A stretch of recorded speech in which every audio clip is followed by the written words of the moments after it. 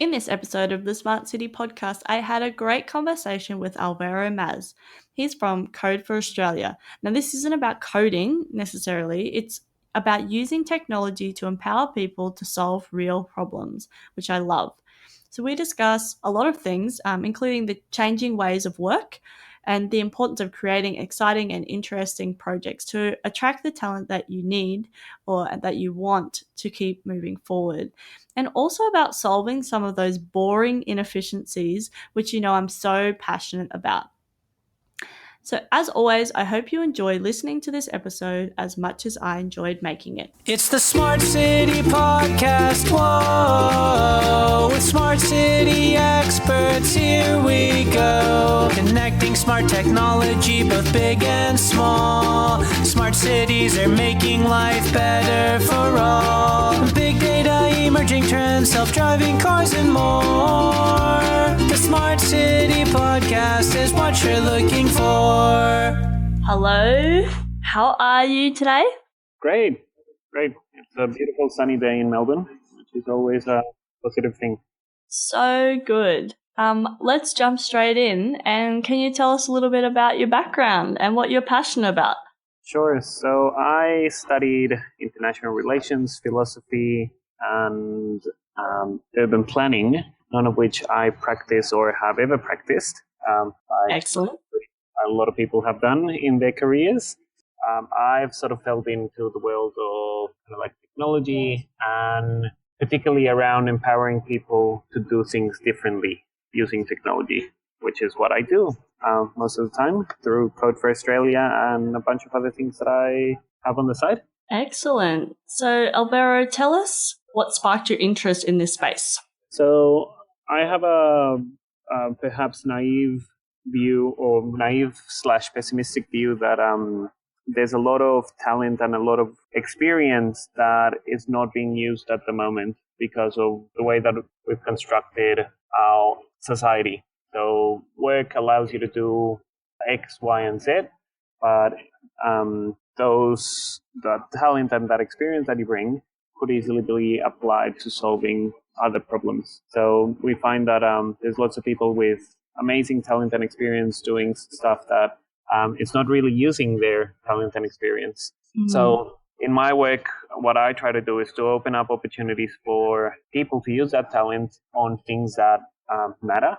And I guess that definition is the things that matter is up to a thing that I've come up with, which is mostly civic issues.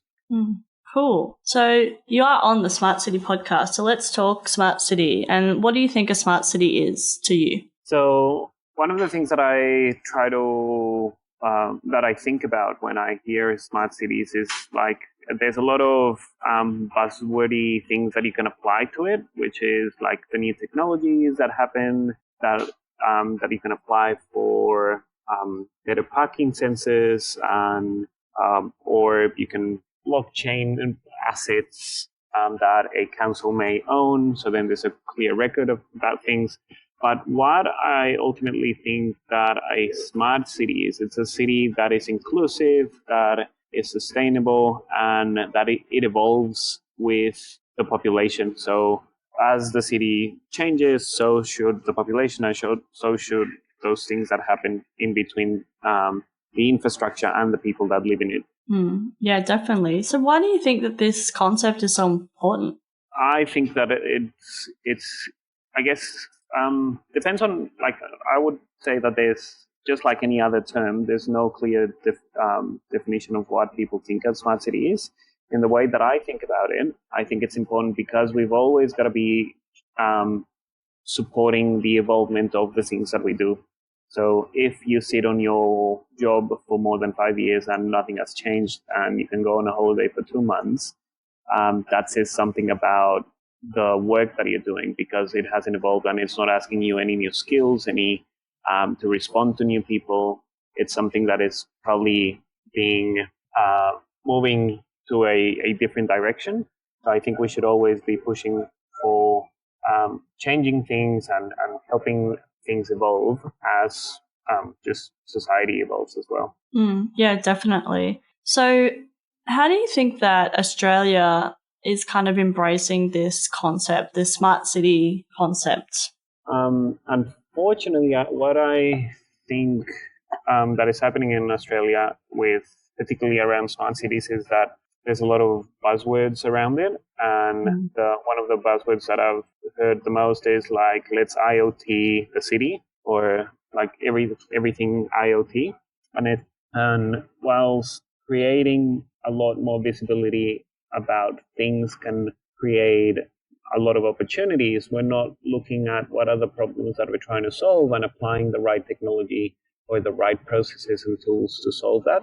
So yeah, lots of buzzwords, very unclear definitions of what that means. And the other thing that I would say is that we're treating smart cities as a siloed thing, as in a council may do rates, roads, and rubbish, and have a smart cities thing on the side, which is not built into the like the big infrastructure of what council does. So if we're going to be doing something seriously, and it's smart cities or whatever sort of term you're interested in putting around it, it needs to be common practice, and it needs to be embedded into the everyday practice of everyone, not only the people that work in industry and government on smart cities, but also citizens. Yeah, definitely. So tell me about Code for Australia.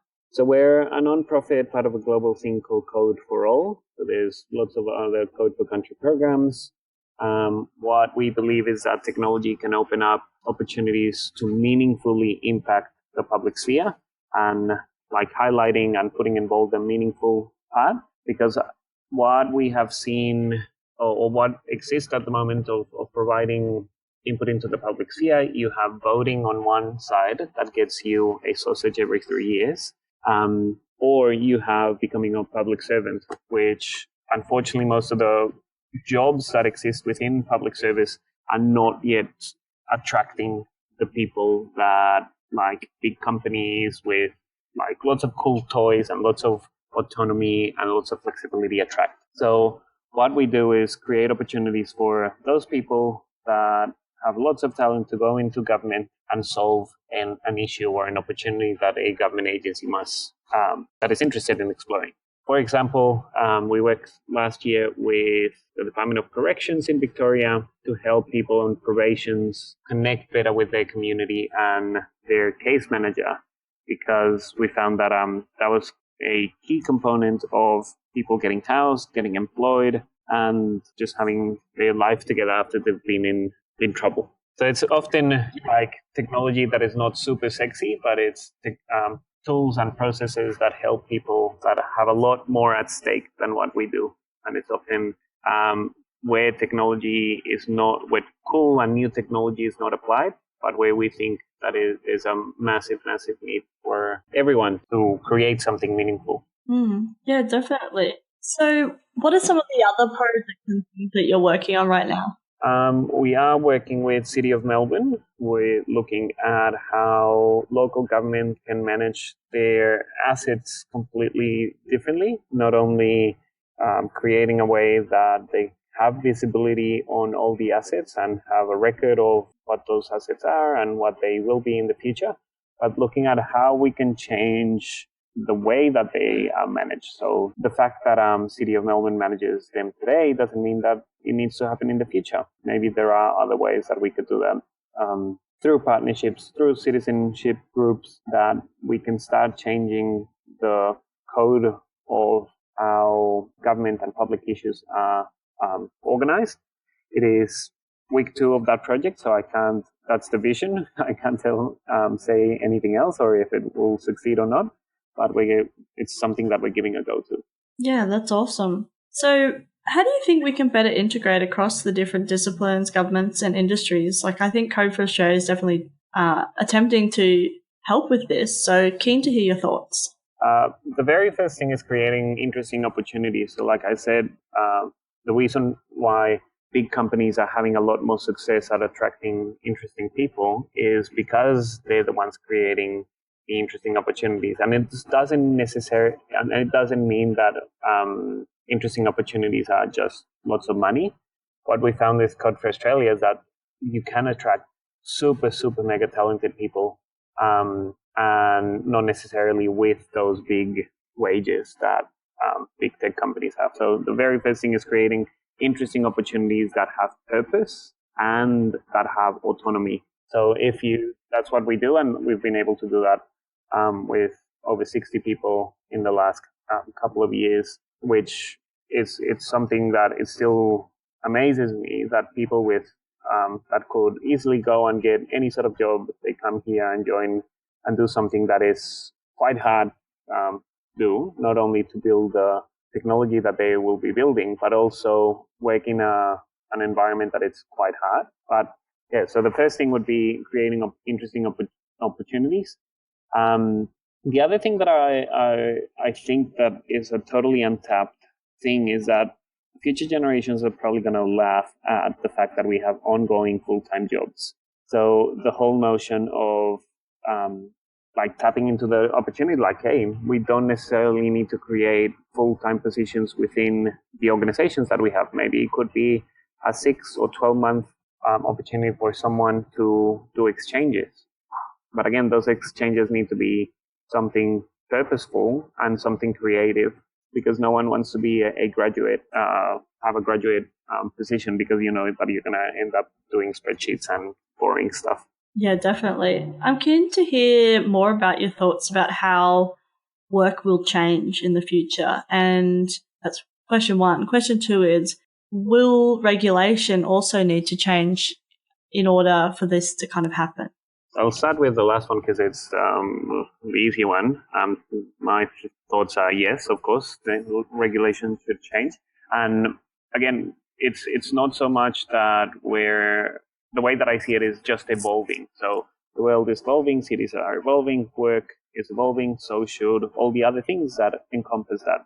So I say that particularly around our democracy. So it has existed for over, I don't know how many years, but it's still operated in the same manner that it started operating hundreds of years ago. And we need to make that thing evolve. So the laws that encompass that system need to evolve to reflect and represent what is happening today. So legislation, yes, it should change.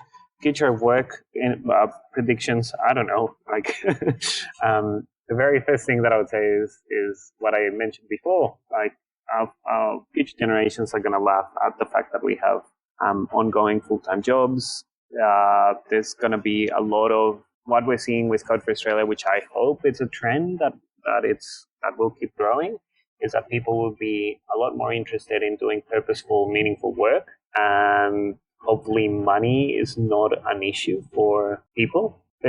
I'm also super interested in the whole notion of like decentralizing stuff. So we're starting to see that with a lot of tech companies, how they're coming in and kind of like disrupting the way that traditionally transport, accommodation systems have been operating for hundreds of years. And I'm interested in how can we apply that sort of same approach, but looking at empowering those that are like not in a centralized approach. Like how can we empower those who are using the service to own the benefits of that system?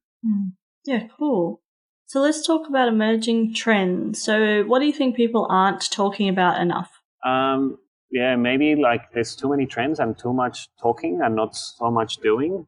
Like, yep. Yeah, like great that you have a super cool interest in blockchain, in IoT, in cryptocurrencies, but things need to be fixed. And that situation where we just get excited about new things and start a new program that does innovative projects and leaving behind those things that need to be fixed that are not currently working, particularly kind of like for the stuff that I was mentioning, particularly around government services. There's a ton of stuff that needs to be fixed that because of those trendy things, we don't pay enough attention to them. So that's kind of like a trend. Buzzwords are always fun and exciting, and often one thing that I read ages ago is like insert a new buzzword here. Let's say, for example, innovation. It's like the new teenage sex. Everyone claims to have done it, but the reality is very different. So if you insert blockchain, IoT, innovation, all of those things, is like, great, everyone's excited, but are you actually doing something? Mm-hmm. Yeah, definitely. That's really interesting, and I think so true. And I think actually do it. And I really like that you touched on the boring government stuff, because that's exactly what I'm interested in. My background is in transport, so connected and autonomous vehicles. Yes, they're very exciting and sexy, but for me, the actual vehicle itself being self-driving is exciting, but what's more fundamental is that connected piece, so laying the foundations. And then you kind of scale that back again. Okay, why are we talking about autonomous vehicles that, cost a lot of money and are only going to, and who are they going to benefit and all that kind of stuff, when, we need to be looking at the brown money, so the money that's just being wasted on inefficient processes. For example, collecting, garbage bins that aren't full, or something along those lines. And rather than just adding another fun toy on top of that, actually, because they seem to be untouchable. Do you know what I mean? Like, I don't know, that's what I find. Like, that's how we've always done it, so we'll just keep doing it like this. But just questioning that and kind of going, well, why? Or maybe it is the most efficient way to do it, but do we know that? Have we looked at the data? Do we have the data to actually be able to look at those things? Totally. Yeah. Like, there's so much. We've estimated that around over 90% of government IT projects over $10 million fail. So, and again, this is not an IoT system that is trying to create some sort of visualization of where pedestrians are going and flying. It's stuff that, like, my health record, and like people trying to get housing onto the housing register, people trying to get into a job with a training program that the Department of Employment decides to build. Like, that sort of stuff really impacts people who have a lot more at stake than what we do. And if we were able to move the needle 5 degrees, it's a massive thing that can save hundreds and hundreds of millions of dollars. Yeah, no, that's so true. And thinking about, I hadn't thought about it like that before, but kind of definitely aligns with my thinking. Those things that, people, one person or a group of people have a lot at stake if this thing doesn't work, like training or, to get employment and that kind of thing.